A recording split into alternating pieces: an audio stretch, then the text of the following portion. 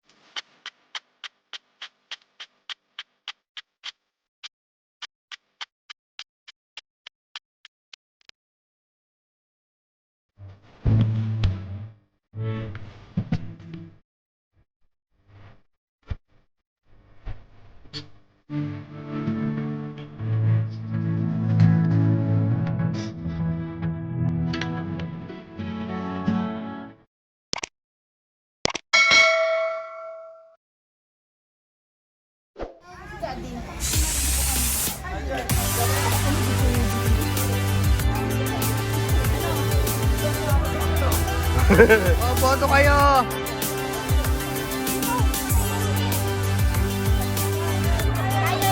Ang dami namin, nagkasya kami sa tatlong sakyan. Sila, ang dami nila. Yan na naman suot mo yung favorite mo. Bakit? Makalam mo. Kanya-kanya tayong favorite. Bakit ikaw? Bakit? Iba to eh. Ngayon ko lang ulit sinuot to eh.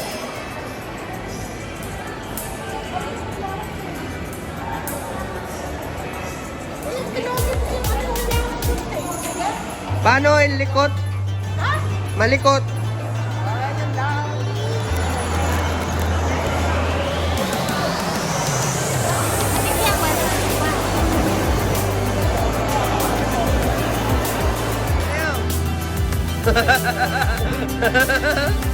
Kagaling.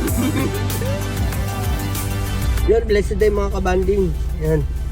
So, kahapon nga galing tayo dun sa ano, kasama natin lahat ng tropa ng yung kami magkakaibigan dito, close friends sa ano, sa Palermo. Nagpunta nga kami lahat sa mall, kumain kami sabay-sabay. Dahil dito, kapag August, yung ganun lang ang ano namin. Dito, August, walang trabaho, madilim, di ako makita, walang ilaw yung dito ko. Walang trabaho dito pag August. Alos karamihan ha, pero meron kami, pero pasaglit-saglit lang kami sa trabaho. Kagaya ko ako, nagdidilig lang ako ng mga halaman, tapos uwi na. Ganun lang ang trabaho namin dito pag August. Talagang free kami dito pag August, buong August. Halos lahat ng mga nagtatrabaho dito ng Pilipino. Hindi lang mga Pilipino, pati yung mga ibang ano rin. So, bukas, meron na naman kaming gathering. Ano naman, mag-iihaw-ihaw naman kami bukas sa doon sa isang malaking park dito na parang reserve ganun. Yung sa mga ibang ano, parks reserve ganun. Mag-iihaw-ihaw kami. Kaya ngayon, madaling araw, maaga kaming gumising.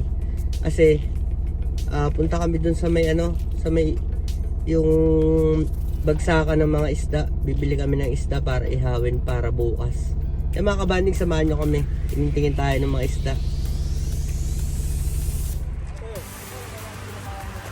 Oh, ayan. Sa bilihan ng isda. Sa banding. Tingnan natin kung ano mabibili nating isda. Malalaki isda rito.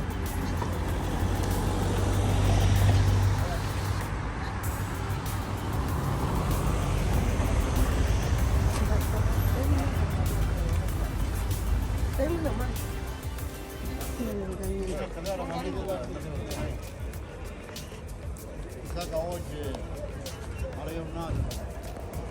Ayan, Mercato Etico. Purgons.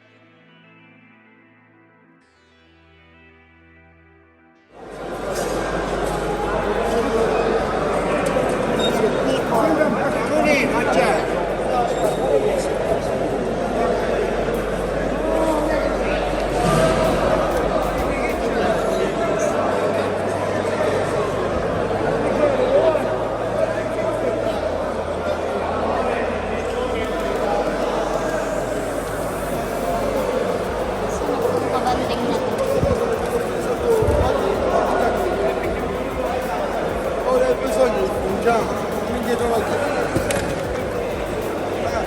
Bravo. Ha? Questa è la manina. Hindi niya alam ba anong bibilhin.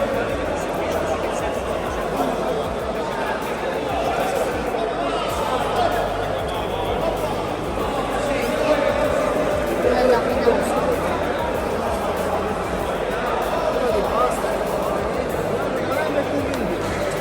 Questo è buono. Ha? Quanto costa orate? C'è amica mia, Quanto costa orate? 30 euro. Presto. Saan mo yung nabili mo? Laki isda mo. Laki isda.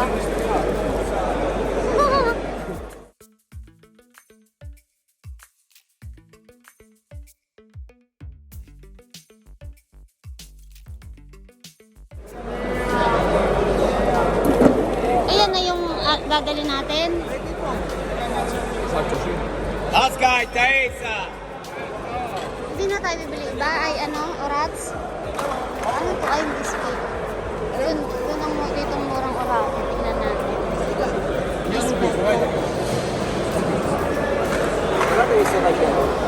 Saka dabi na si Kabanding.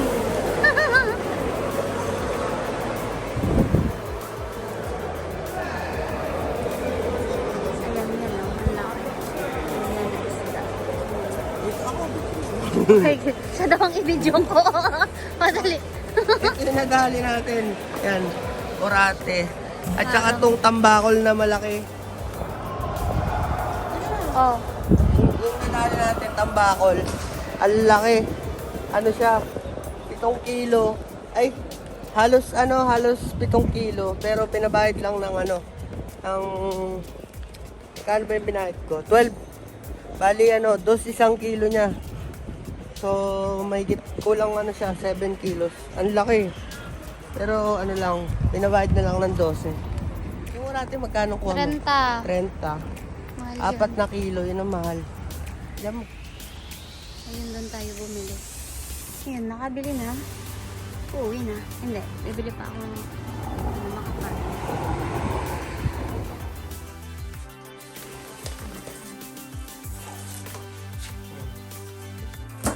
Nakuha natin yung nabili natin sa orate. Favorite ni Angela itong fish na to. Kaya bumibili kami yan. Wala siya, konti lang. Wala lang.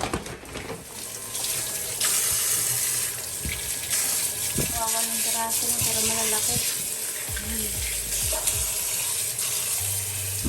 Malalaki na. Meron pa siyang tansi. Yun ang problema. Yun ang problema mo ngayon.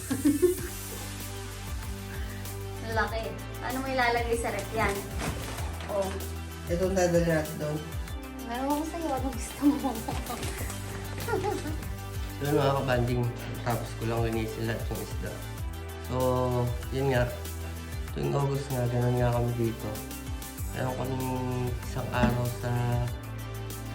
ng August na nilalaan namin para sa ganun yung makakapag-gathering kami. Pero buong August naman halos magkakasama kami kasi yung mga pasok namin dito pag yung iba walang pasok.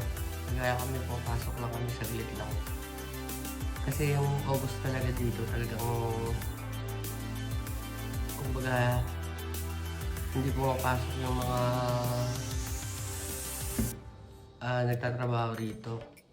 Kumbaga may choice ka na hindi pumasok. Kahit di ka pumasok, babayaran ka nila ng buo ng August. So yung iba naman, yung mga nasa businesses, kagaya ng mga mall, saka yung iba pang kailangan bukas, meron din sila yun nga, salat-salitan. Sabi ko na yata dati yun eh. So kaya nakabili kami ng isda, ng di oras. Dahil kanina nga di ba magkakasama kami, nagpunta kaming mall lahat. So nagkayayaan ulit. Dahil dapat wala. Dahil halos lahat. Yun nga rin pala, yung August ginagamit nga rin pala ng mga ibang Pilipino rito para umuwi ng Pilipinas. Dahil nga yung August, ano talaga yung kahit di ka pumasok, walang pakialam yung amo. Hindi ka maawat ng hindi ka pwedeng awatin ng employer mo kung gusto mo bang hindi pumasok ng August. Kaya yung ginagamit nilang pag-uwi ng Pilipinas. Yung babalik sila first week of September, mga ganun. Kukunti lang kami, dapat di talaga matutuloy. Pero sabi namin, tuloy natin dahil kahit konti lang tayo para lang yung masunod lang yung tradisyon namin. Kaya yun, nakabili nga kami ng mga isda. Siguro marami rin kaming mga iihawin. Puro ihaw lang naman ang gagawin namin doon. Inihaw na karne, ganun. Inihaw na manok. Tsaka yung isdang malaki siguro. Dadaling ko yun. Tsaka yung ilang peraso sigurong yung orate nga tawag dito. Mga kabanding, maraming salamat po sa panonood. Huwag niyo pong kalimutan mag-subscribe tsaka pakihit na rin po yung notification bell para updated pa po kayo sa iba po pong vlog na gagawin ko. Maraming salamat po sa panonood. God bless. Stay safe. Peace. Bye. Subscribe, hit the notification bell. Thanks for watching.